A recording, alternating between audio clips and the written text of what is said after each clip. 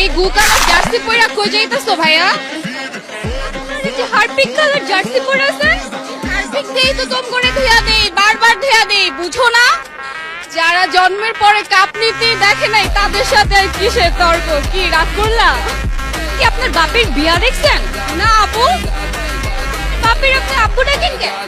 শুনে, ব্রাজিলের 5টা বিশ্বকাপ আছে। আর্জেন্টিনা যদি 5টা বিশ্বকাপ থাকতো তাহলে কি আমরা দেশে থাকতে পারতাম? দেশে থাকতে পারতাম না। আর্জেন্টিনার মাত্র 3টা বিশ্বকাপ, এতে আমাদের দেশে থাকা মুশকিল হয়ে গেছে। ভাগ্য ভালো যে ব্রাজিলের মতো 5টা বিশ্বকাপ থাকলে আমাদের তো দেশে থাকাই মুশকিল হয়ে যেত। সো আর্জেন্টিনা ফ্যানরা রাগ করো না, তোমাদের সাথে খেলা পারলেও চাপায় পারা যাবে না। যারা জন্মের পরে কাপ নিতে দেখে নাই তাদের সাথে আর কিসের তর্ক? কি রাগ করলা? শোনো, আমরা কাপ দেখে সাপোর্ট করি না, আমরা মন থেকে সাপোর্ট করি। আমরা হারলেও ব্রাজিল, জিতলেও ব্রাজিল। এই গু কালার জার্সি পরা কই যাইতাছো ভাইয়া? আরে যে হারপিক কালার জার্সি পরে আছেন, হারপিক দেই তো তোম করে ধুইয়া দেই, বারবার ধুইয়া দেই, বুঝো না?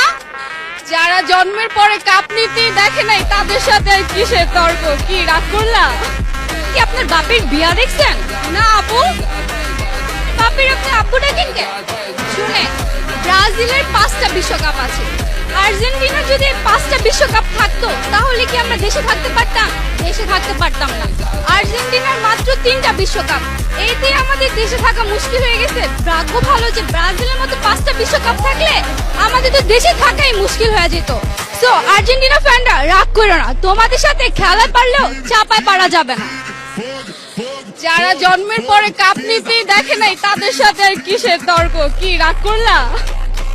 শোনো, আমরা কাপ দেখে সাপোর্ট করি না, আমরা মন থেকে সাপোর্ট করি। আমরা হারলেও ব্রাজিল, জিতলেও ব্রাজিল।